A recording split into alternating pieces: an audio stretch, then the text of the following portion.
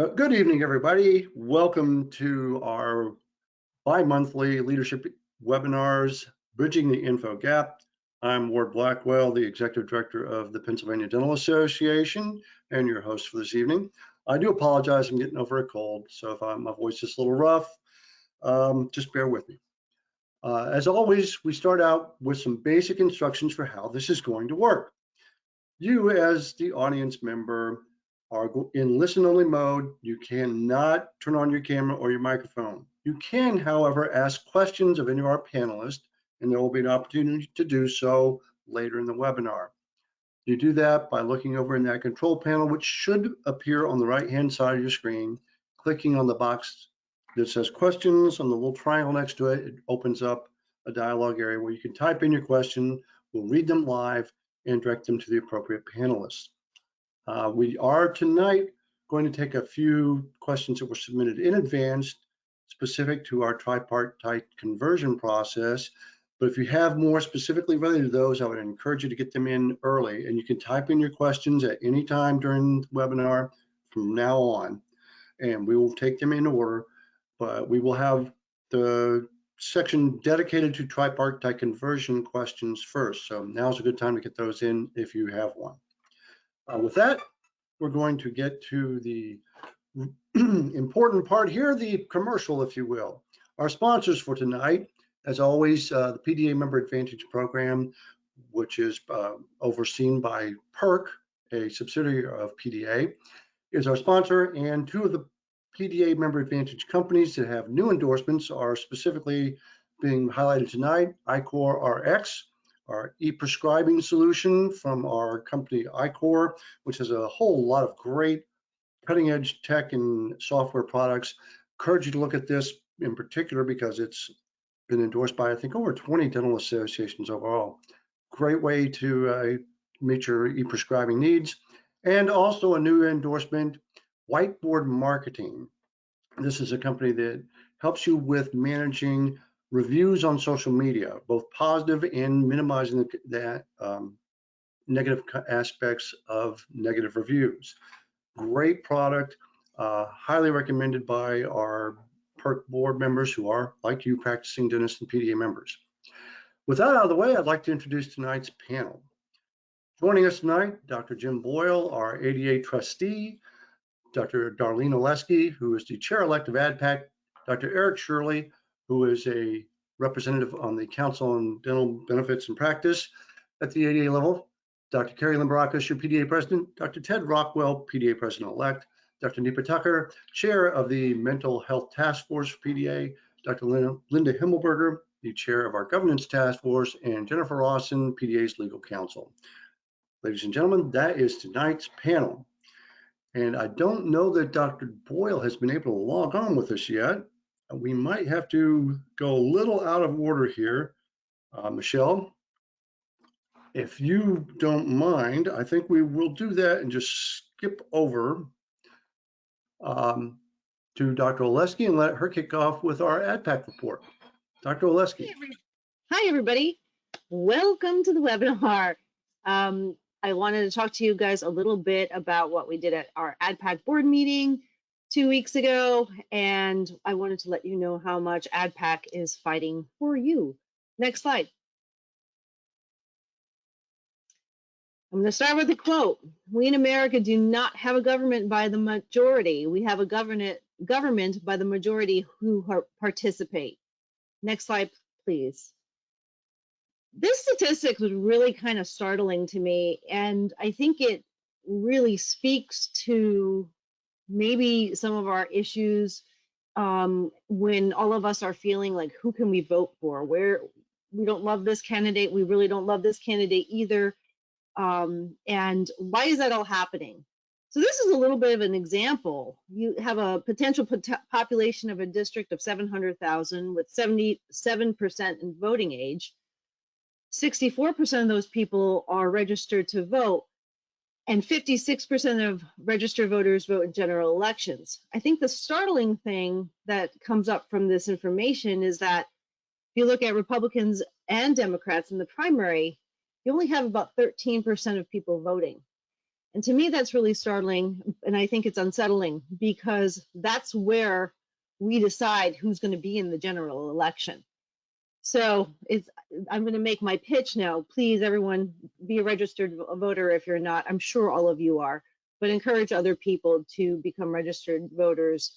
Encourage your patients to vote when the time comes. Next slide, please.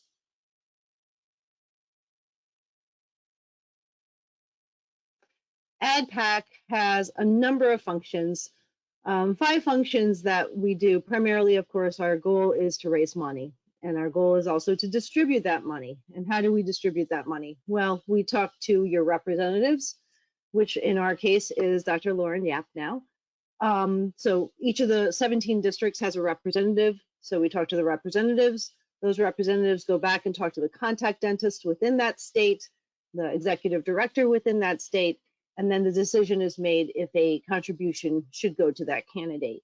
We also do political education. That's education on the national level for AdPac. AdPac, of course, is on our state level. So this is our lobbyists, getting out there, raising our visibility on the Hill, raising our branding on the Hill. And then the most important part of AdPac, our function, and PADPAC, so I'm going to be saying both of them together, is our grassroots advocacy. We need to call, we need to talk to our national legislators, we need to talk to our state legislators. We just had a conversation the other day, Marissa Swarney and Peg and I, with Kyle Mullins, who is my representative, and he's talking about doing our dental loss ratio legislation and how that is going to go. So it's the most important part of all of this is our grassroots advocacy when we're looking at how we're going to get any form of agenda moved. You know, every administration is questionable, right? We don't know what they're going to be allowing us to move forward with and what they're not. So it's really important for our lobbyists on the national and the state level to get out there and to talk to them, talk to the people in leadership and see, this is our bucket list. Of course, we want dental loss ratio. We want a change in credentialing, streamlining, more of a timely thing. We want increases in Medicaid fees. But we need to talk to the leadership on the national and the state level to decide what is in our best interest and strategically move forward with the right agenda. We want to conserve those PAC dollars. Next slide, please. Everybody hates money in politics, right? But that's not going to change. It's the elephant in the room. Members spend a lot of time fundraising. On Saturday, when we were in San Antonio 2 weeks ago, and by the way, I just want to let you know, when we choose places to go for our AdPac board meetings, once a year we choose to go to a dental school. And we choose to go to dental schools that maybe don't have the best relationship with the American Dental Association, because we want to foster that relationship. And we meet with students and we meet with the administration to really kind of foster those relationships. And this year, it's kind of cool because we have Jim Talberg as the chair of CGA and Lauren and I. So it's like the three of us, the three amigos on the AdPac board. So it's really cool. But we must play the game that we have, not the game we want. So whether you're happy about the elections, whether you're not happy about the elections, we have to play with the players who are involved. Now remember, whenever we're calling and talking to our legislators, you have to remember there is no quid pro quo. So you cannot equate asking for an ask, whether it's dental loss ratio or whether with I'll give you a contribution. That's a no-no. There's absolutely nothing that we can do that way. And in fact, we'll all get in big trouble if we do that. So moving forward, next slide.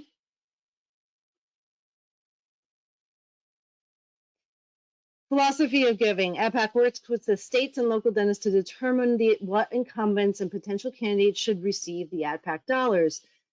The thing that we really want to concentrate on, and we do this at PADPAC as well, is that we're looking at people who have specific committee assignments that are favorable to the agenda that we're pushing.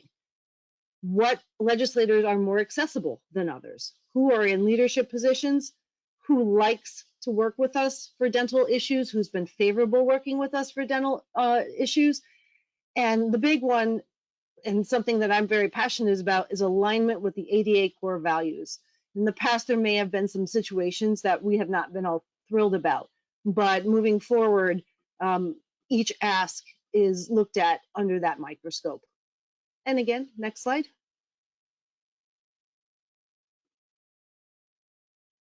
I'm just make sure all of you. I have not gotten the email, so if some of you haven't gotten an email about Lobby Day, please don't feel slighted. Look on the ADA website. Lobby Day is March 30th through April 1st at the Marriott Marquis, where we'll all be staying in Washington, D.C. There's also a new dentist and first and second year dentist program prior to that, for the few days prior to leading up to Lobby Day. There's a lot of different permutations of what's happening right now with Lobby Day, and I have not heard of what topics that we're specifically talking about yet. That's been in constant conversation. And again, it's because our ADA lobbyists are working hard to figure out what's going to work with the administration that we have. If you have any questions or concerns, my email is at the bottom there. That QR code is not working today. I don't know why, but my email is there. Please feel free to reach out. Many of you have my phone number, or you can get my phone number, or send me an email, and I'd be happy to help in any way I can. Please contribute to ADPAC. Please contribute to PADPAC. They work together, but also independently. So state level and federal level, we need to work on both levels. Thank you so much. Thank you very much, Dr. Oleski. And I would venture that our ADA Washington staff is kind of overwhelmed right now just with the tumult of the first few days of the new administration, particularly the RFK Jr. Hearings going on. I've stimulated a lot of member interest, and they're getting a lot of calls. No value judgment on that, whether it's positive or negative. They're just having to respond to people because of that. It's not your normal transition. Let's just put it that way. With that, we have had an opportunity for Dr. Boyle to join us. Dr. Boyle, I haven't seen your camera come on yet, but I did see where you had gotten on. Can you hear me, Jim?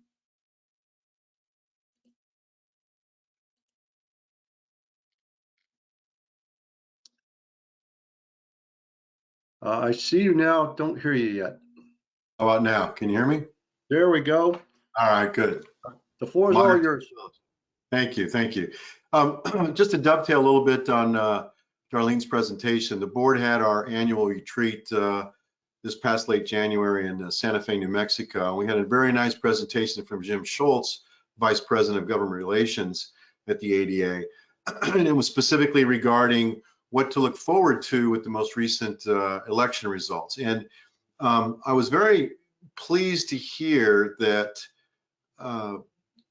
Mr. Schultz is intrigued with the atmosphere in DC and looking at the center portions of both the House and the Senate, both on the Democrat and Republican side, where there seems to be room for common ground in getting things done. And one example is our relatively new Democratic senator who made a trip down to President Trump's Florida estate to have discussions. And so that's just one example. So our DC team is excited about that aspect of this across the aisle truly working together. So that's something to keep an eye on.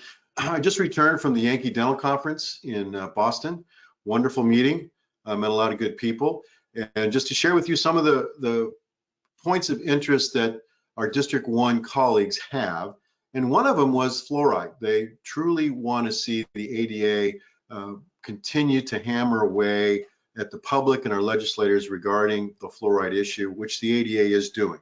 But just letting you know that we will continue to do that, and in working with our public affairs folks, getting the word out in any number of ways. But please, if any of you have any questions or you have any suggestions or something you hear about, please let me know on that, because the ADA truly wants to stay on top of that in the messaging.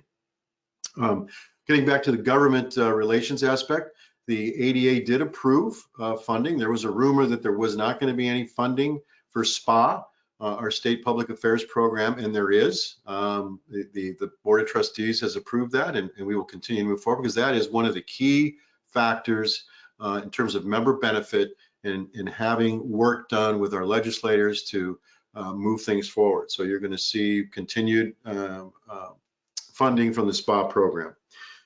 We have a Board of Trustee meeting this weekend in Chicago.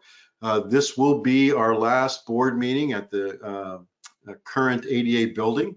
We will be moving over in a couple of months to the other one. Our April board meeting will be in Boston. And the reason I say that is we're all going to take a tour of the new A5 facility, the ADA Forsyth Institute Research Facility. I was able to take a tour this past Friday, and I will tell you folks, that is an incredible, incredible facility. And the amount, there is no place other than this that has the largest amount of space for dental and oral health research. Any of you that happen to be in Boston, please ask to take a tour. It is so very impressive. And I'm happy in that direction because ADA Forsyth is the avenue by which a number of things are going to be happening in the oral health field, as well as additional revenues to the ADA. And just another thing to share with the board meeting coming up, two interesting things. We will be doing a joint meeting with our new dentist committee, as we always do at this time of year. And also we will be having about a half dozen deans from across the country come in and meet with us at our board table and go over some of the factors affecting academia. So that concludes my report this time. I look forward to any questions at the end of the call. Thank you. Thank you very much, Dr. Boyle. Appreciate your getting on with us, even if you had a little technical struggle there. We're now going to keep on our ADA portion of the program and invite a report from our ADA Council and Dental Benefit Programs representative, Dr. Eric Shirley. Dr. Shirley. Yes, good evening, everyone. Just want to do a quick update on the CDBP Council on Dental Benefit Programs and some of the main highlights. There's a link in, there's a handout that has a summary of everything we're currently working on. That's too much to cover here tonight. So if you're interested, please check the link out in the handouts. The first thing I'd like to cover is the CAQH, which is the credentialing piece. It's a universal credentialing platform that enables providers to be able to connect to insurance companies so you don't have to update your credentialing with a bunch of different providers. The hope eventually is that all insurance companies will use that portal to update your credentialing. And so the quicker we get everyone on that and registered, the better chance that will be. There's improvements hopefully coming that will make some of that automated and make it even easier for everyone to use. The other big thing we work on is the CDT book. The 2025 book just came out. If you haven't gotten it, please get it. There's 8 revisions, 2 deletions, and a couple additions, 10 of them. The 2026 version is presently being worked on by our council. We're going through submissions that have been proposed. Those get discussed and decided on here in a meeting in March. And starting about in the summer, they start accepting additions and suggestions for the 2027 CDT book. So you can always access that through the ADA website. The other piece of things that we oversee is the dental claim form and the administrative efficiency of the electronic claim forms. There's a new thing that's happened with Medicare modifiers, so that if you have a Medicare patient with dental, there's a few specific individuals who can qualify for dental coverage through Medicare, and the only way to submit for that is to add these modifiers to the claim form. There's a link in the handout if by chance, there's very few dentists this is going to probably apply to initially, but if you have any thought that might be you, please read through that handout. It kind of explains how that all works. And the third thing I'd like to cover is the third-party concierge that the ADA has free to members. If you're having problems with an insurance company, you can call the 1-800 number, and they will hopefully help you through that. And that's it. I'll end my report. Thank you. Terrific. Thank you very much, Dr. Shirley. And just a note to all the audience, if you look on that control panel, there's also kind of near where you see that spot for questions, there should be something that says handouts. Click on that triangle, and that's how you can access the handouts and download them just by clicking on the icon for the individual handout. With that, we have completed the ADA portion of tonight's update. We'll go now to PDA, and leading off, our PDA president, Dr. Cary Limberakis. Good evening, everybody. Well, what do you know? Your pictures beat me to it, but that's okay. Let's talk about elections of the statewide officers. At the January 10th Board of Trustees meeting, a motion was made and passed unanimously that if there was only one person running for a statewide election, then that person would be declared a victor by unanimous consent, rather than go through the process of conducting a statewide election when the outcome is already known. Offices that are affected are ADA trustee, PDA president-elect, and PDA treasurer-elect. Thus, congratulations go out to Dr. Jim Tallberg, our next ADA trustee, and Dr. Jim Mancini, our next PDA president-elect. Congratulations. At the same meeting, the Board of Trustees and Council of Districts reviewed the credentials of 23 candidates for the 2025 ADA delegates and alternates from the 3rd District, Pennsylvania, and elected the 12 at-large delegation members, 6 of whom are delegates, 6 of whom are alternates, who will join the Board of Trustee members on the delegation to serve the ADA House of Delegates in Washington, D.C. As we have had last year in New Orleans, we have a very diverse delegation in every respect. And as you can see, the list of at-large delegates and alternates, you can see they're pretty much evenly split by gender. There are 7 women and 5 men, and they will join, as I mentioned earlier, the Board of Trustees that will be traveling to Washington. Okay, so I will move on to the next report. Is that okay, Ward? Okay.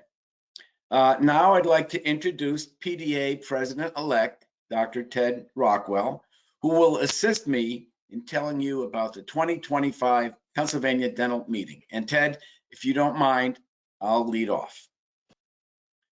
The Pennsylvania Dental Meeting, or PDM, will take place on April 25 and 26 at the Desmond Hotel in Malvern, near King of Prussia. The theme of the meeting is Be Well. That not only includes CE courses on clinical, physical, mental, and financial well-being, but also fun social activities for our colleagues. The festivities actually begin on Thursday evening with a casual reception hosted by yours truly and President-elect Ted Rockwell, and that will be followed by an axe throwing competition just 5 minutes walking distance from the hotel. The meeting formally begins in earnest on Friday morning with our keynote address by Emmy award-winning TV host and food writer and editor Kehlani Palmisano, known for her TV show Check Please, Philly, and her articles in Food and Wine, the Philadelphia Inquirer, and USA Today. Following the keynote address, the Board of Trustees will convene its day-long meeting, the last of my tenure as PDA president. a healthy living panel discussion on healthy eating, stress management, and ergonomics, and a course about AI and our future as dentists will comprise the morning CE session with chair yoga, sponsored by the new dentist committee, and cookie decorating with bunny lions interspersing the courses. Friday's afternoon CE courses will address key financial considerations for new dentists, as well as another financial wellness course for established dentists. ADA Wellness Ambassador Kathy Hung will provide an interactive presentation which will help one evaluate areas in one's life that might need attention. Everything will be private. Friday evening will kick off with a welcome reception, open to all, to mix and mingle. Then at 7 p.m., we will have the members celebration and awards dinner, honoring those making an impact on our profession. Ted, I leave it up to you. Good evening, everybody. If I haven't met you yet, nice to meet you. I'm going to go over the Saturday, April 26th PDM program. And if you happen to be on the Council of Trustee Regions, there'll be a meeting from 8 to 8:30 or 8:45. The first course is a CE course, Diagnosis and Treatment of Common Oral Lesions by Scott Peters. And the exhibit area, just like on Friday, is open from 8:30 to 3:30. The big thing in the morning on the 26th Saturday is the PDA's business meeting at 9 a.m. and there's a breakfast before that. We will be presenting the 10 Under 10 awards, the Leadership Academy graduation, legislative updates, and the KF Thompson Award, the Treasurer's Report, the President-elect's remarks, the President's remarks, perk updates, and Town Hall open forum. Lunch is at noon. There will be a PDA Board of Trustees meeting in the afternoon from noon to 4 for those who are on it. And what we do there is we will introduce the new trustees, and any business, it won't really last till 4 like it's planned to be. And we will renew any task force that need to be renewed at that time. One of the big things in the afternoon is what you see on the screen right now. It's the Student and Resident Poster Contest to recognize innovative research and clinical techniques in dentistry. And just like Dr. Shirley said, this poster contest flyer, which tells all the details, is available in the handouts section, which you can access through the control panel. The deadline for this, though, just the highlight, is next Monday, February 10th at 11:59 p.m. So the deadline to apply. There's 3 awards. The first place is $500. The second place is $300, and the third place is $150. So it's nothing to sneeze at. And all attendees can vote. And Dean Ishmael and Dean Wolf, they will vote and be judges, and possibly Dean Oakley from Pittsburgh. There's 3 more courses in the afternoon: cybersecurity and HIPAA, Hot Button Drug and Supplement Topics Important to Dentistry by Richard Wynn, PhD, and AI in Our Future as Dentists is a repeat from the day before. It's very pertinent to our time zone. And lastly, we will have a reception for members of the Pierre Fouchard Academy, the Philadelphia, Delaware section of the American College of Dentists, and the International College of Dentists USA section, District 3, at 4:45 p.m. It's a ticketed and invitation event, so if you're invited, please come. Just want to remind everybody to go on the PDA website if you haven't done so already. Register for the Pennsylvania Dental Meeting, the PDM. Get your ticket events that you want, and encourage your friends to register too. Okay, that's about it, Ward. All right, thank you very much, Dr. Rockwell, and appreciate you making the comment about nothing to sneeze at, because psychosomatically, as I'm getting over my cold, that just made me want to sneeze. There you go. But it's a really exciting program. Look forward to seeing everybody out there in Malvern. Hopefully, everybody who's listening tonight can join us.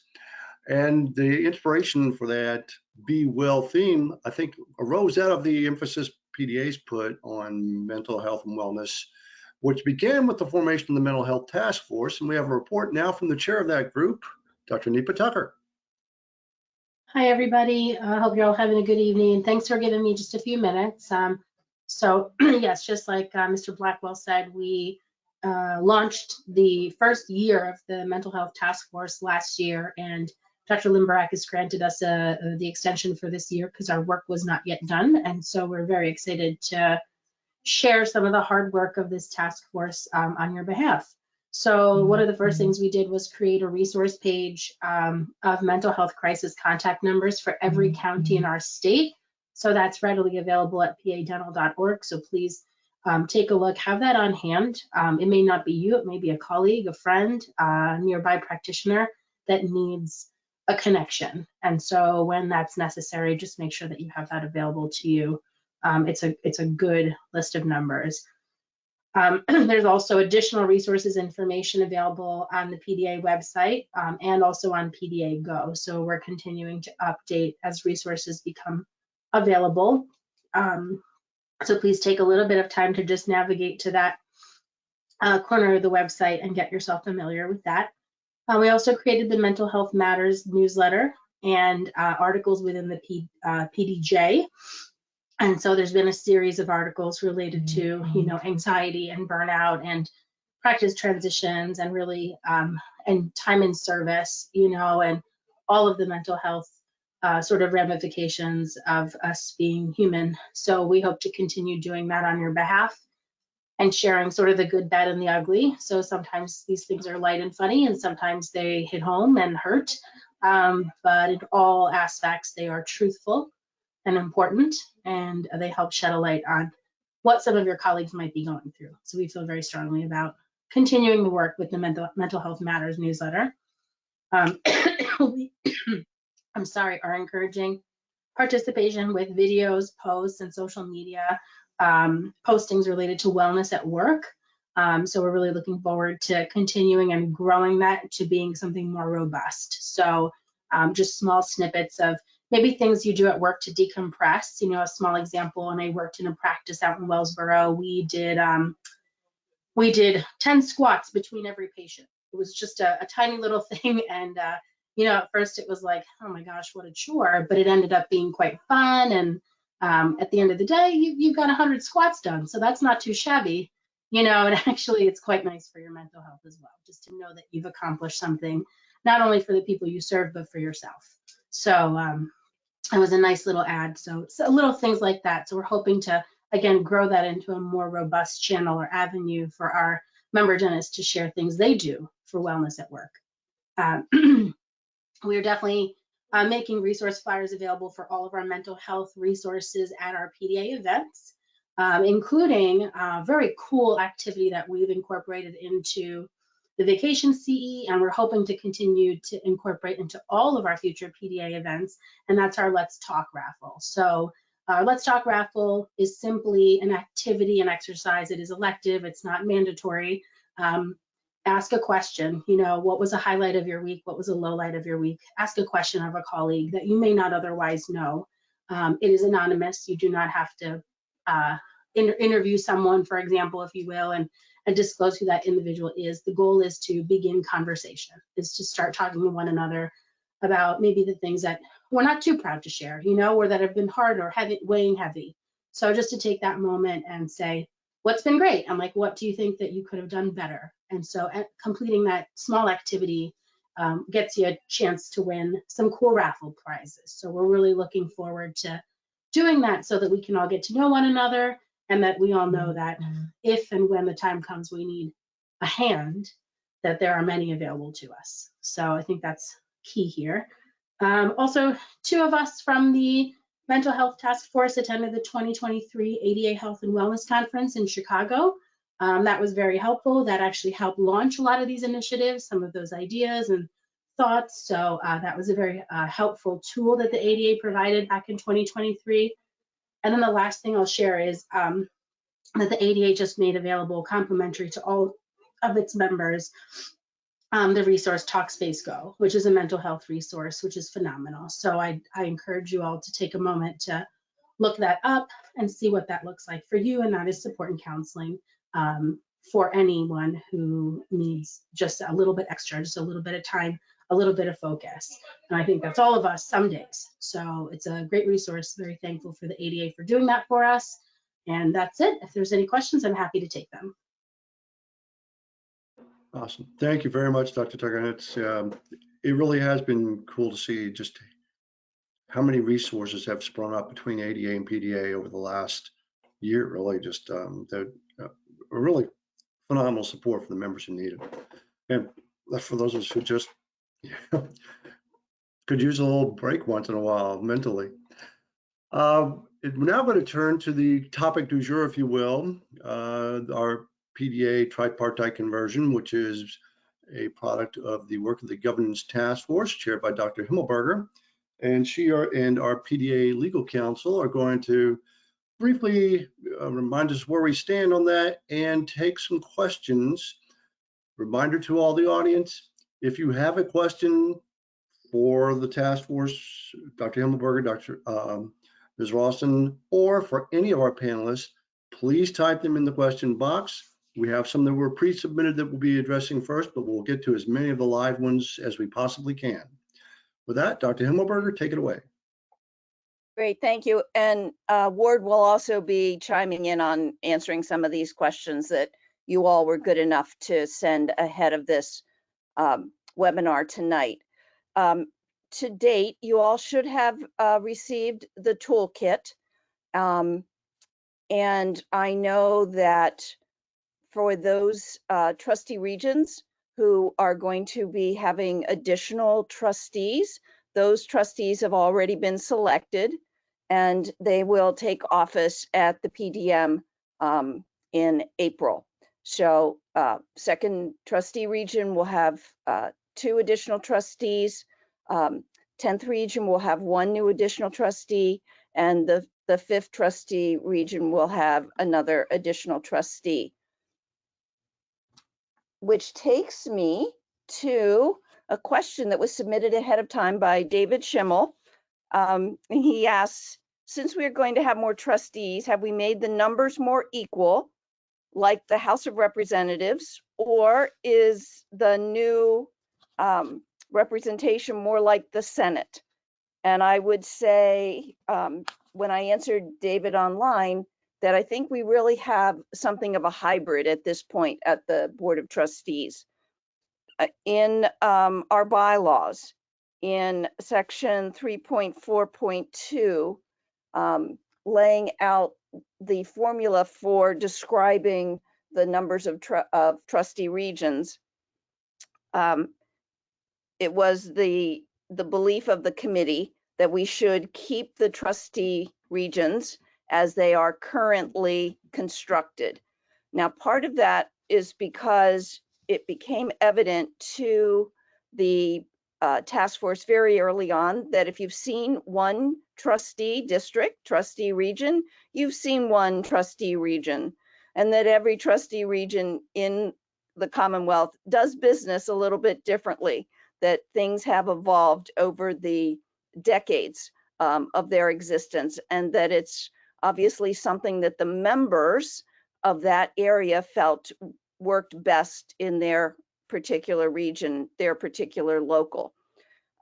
Feeling that we were going to have a major disruptor in the way the PDA is governed, we wanted to keep as much familiarity as we could, but yet meet our goal of having only 3 levels of membership.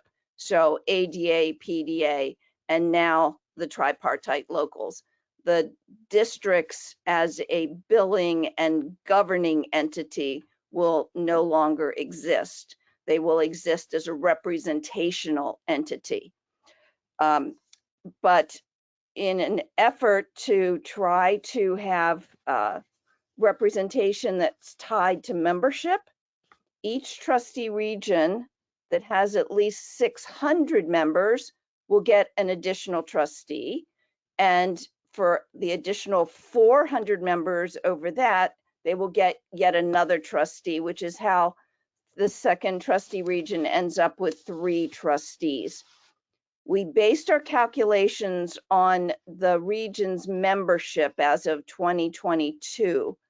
And beginning in April of 2030, we will be recalculating using the membership totals. So additional districts may get more trustees, some may lose trustees, but we did want to in some way tie it to membership numbers in a given trustee region. So David, the answer to your question is yes and no. It's a kind of a hybrid. So let me go on to the next question. And I did, again, want to thank everybody who submitted those questions. And also, by virtue of the fact that we're receiving questions, it's obvious that there are a lot of you out there who are doing the work of implementing this transition. So hats off to you, because you're doing all of the hard work on the ground, which is obviously very much appreciated by, I'm sure, your members as well as the organization. I did also want to mention, and Ward, maybe you can type this into the question box. We had a special link for you tonight so that you could ask these questions ahead of time, but you can reach out to PDA at any time if you have any questions about anything. That web address is padental.org, padental.org/gov-transition, padental.org/gov-transition. And you can always go on the PDA website, search under governance, tripartite conversion, anytime, any place. Please feel free to submit your questions because we do want to help expedite this transition. The second question I got was from Brian Christian, and he noted that district dues are being charged and collected for 2025. Do the dues go away in 2026? And the answer is yes, but. So I would like to turn this portion over to our attorney, Jennifer Rawson, so she can help elaborate on the but, what might happen in 2025, depending on where you are in your conversion. So Jen, over to you. Thank you, Dr. Himmelberger. So as I understand, one of the basis for this question is that there are some PDA members who, rather than paying 100% of their dues all at the beginning of the year, they are on more of a payment schedule and pay their dues throughout the year. And what that means is that some of the districts may have funds owing to them even in December of 2025, while the district may have dissolved earlier in the year. And so the question may be, what happens to those dues that are outstanding? There are a few different ways that this can be dealt with. First, under Pennsylvania nonprofit corporation law, funds owed to an entity that dissolves generally follow and are distributed to the entity or entities that received the assets of the dissolving entity. Okay, so that would happen naturally as a matter of Pennsylvania law. However, it's always a good idea, in my opinion, to be specific and address it in the documentation. In the toolkit that you received, there are some sample board resolutions for plans of dissolution for those districts who are deciding to dissolve rather than deciding to continue their existence in another fashion. So in Appendix A1 of the toolkit and in Appendix B of the toolkit are those sample boards resolutions and dissolution plans. Where this question can be addressed is in two places. First, there is a paragraph where the effective date of the dissolution is going to be decided by the board of that dissolving district. If the plan is effective as of December 31st, 2025, then all of the funds owing to that district from the PDA should have been received by the date that the dissolution date is effective. The other place it can be addressed is in paragraph 5 of the plan of dissolution. This is a paragraph where the district will describe how the assets of the entity are to be distributed after all the liabilities and other things are taken care of. And that hasn't been filled in because every district will on their own independently decide what they want to do with their existing funds. A sentence can be added into this description of where the funds are distributed, something to the effect that any funds owing to the district as of the effective date of the dissolution shall be distributed in the same proportion to the same recipients as the rest of the funds were already distributed. So I'll speak with Ward. We may, I don't know if we can update the toolkit. I can add that sentence in paragraph 5, but it's not really necessary for those who had an effective date as of the end of the calendar year. So I hope that answers the question, that there's a few different ways that particular issue could be addressed. And Jen, I will just say we definitely can update the toolkit. It'd be a fairly small update, but certainly that's quite doable. That was one of the intentions of the toolkit, was that it was interim, it could be updated as issues came to light that needed attention.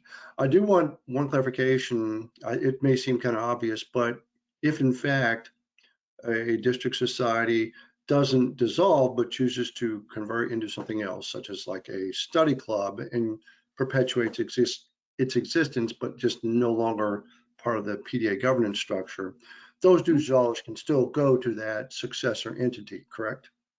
Right, because in that case, it's not actually a successor entity. It's the same legal entity that is already there. They've just changed their name and their purpose, but it's the same legal entity that is already in place. Perfect. Great. Thank you. Perfect. Thank you, Jen. I appreciate your expanding on that answer. I just wanted to let you know that Michelle just added the toolkit into the handout section again. So if any of you didn't get the toolkit or misplaced the toolkit, can't find your toolkit, it's there in the handout section again. Thank you, Michelle, for adding that in. I do appreciate it. And to Ward's point about when we sent out the toolkit, we knew that there were going to be things that didn't make it into the first draft. And one of those things is a question that Cindy Schuler, who's the executive director of 10th District, brought to our attention. And she is asking how SERP extended credits would work going forward.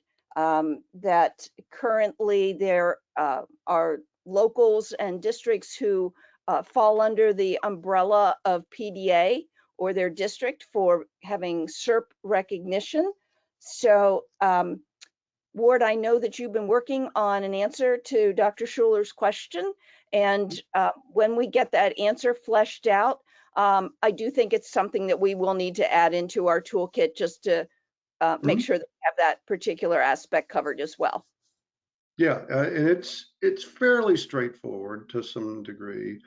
In essence, the PDA can only extend the SERP approval to a component, which in this case would be a tripartite local society.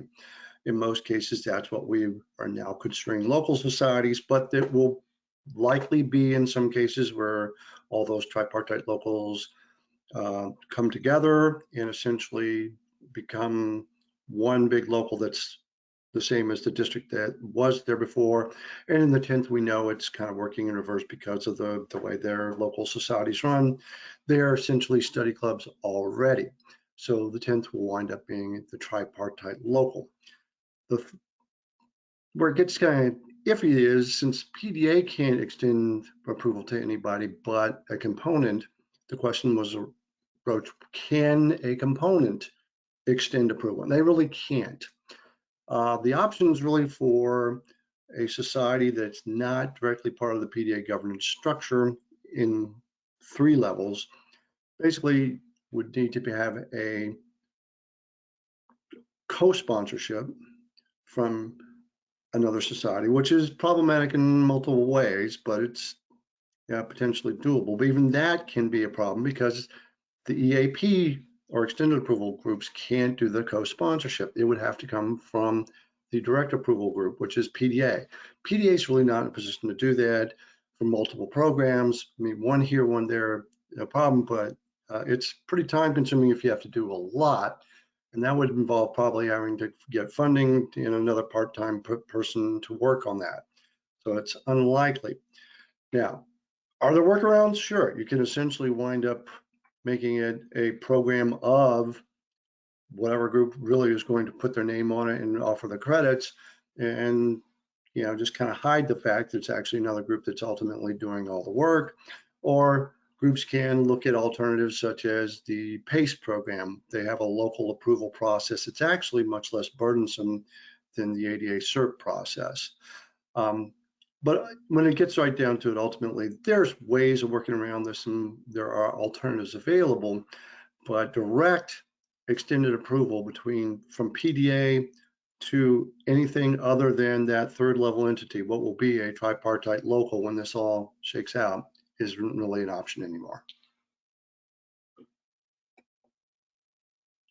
Thank you, Ward. Did we have any other questions in our question box? At this moment, we do not. There are still a few minutes left, about 6 or 7 minutes before we have to wrap up. So if anybody has a question they would like to ask, type it in really quick, we can get to it. But it seems like as far as for your task force, everybody is content with the ones that we've already answered. I did have a comment. Ward, could I ask a question of Dr. Himmelberger? Absolutely. I was actually going to call on you. Well, thank you, Dr. Himmelberger, for the work that you've been doing on this. What do you see as the culmination in your work group? What else is there left for you to do, and what do you see the final result going forward? The Board of Trustees has asked the task force to review the possibility of putting together a statewide representational meeting. So our task force is looking at that, pros and cons, what it might look like. We've had one meeting so far dedicated to that topic. There's another meeting coming up in March. We're still in mid-process.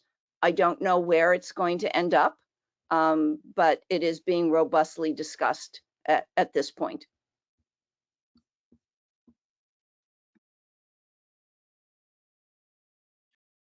Okay, still nothing in the question box. Any other questions or comments from our panelists?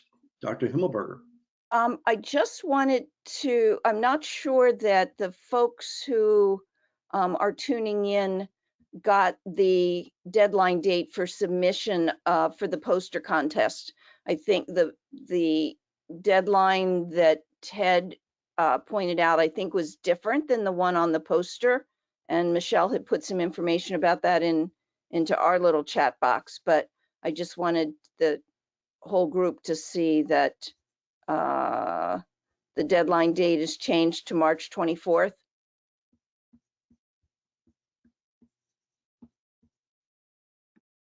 And then I have a question or comment, Ward, when you're ready. Please go ahead. Yes, the March 24th deadline is correct. Thank you for catching that, Dr. Himmelberger. Go ahead, Dr. Boyle. So this is to the PDA leadership and the organizers of our PDM. This was the 2nd year in a row that I attended the Yankee Dental Conference. And one of the highlights of their conference is a student debate. And they utilize the 5 dental schools plus a pre-dental team. And it is well attended. It's a lot of energy. Student sections bring their mascot to this, and it's a lot of fun. And the topics that each school provides a two-member team debating team, and some of the topics they discuss or take on are: one, are overseas mission trips ethical? Should pediatricians be applying fluoride to their patients? Is the equity market in dental practices healthy for our profession? And what was a more intriguing one? Anyway, those are samples of some of the questions, and the students do a really good job of debating it. They don't know which side they're going to take until just before going up. So they have, they know the subjects, they just don't know which side they're going to take. And they're very good. Normally these are first-year dental students, D1s, but we could have some fun with the 4 dental schools we have in our state. Like I said, it generates a lot of energy.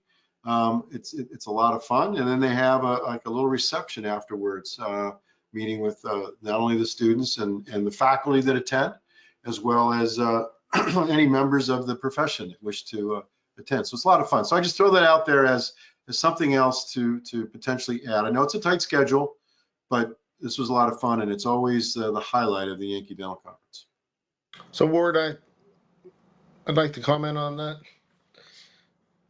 Please do. Yeah, Jim,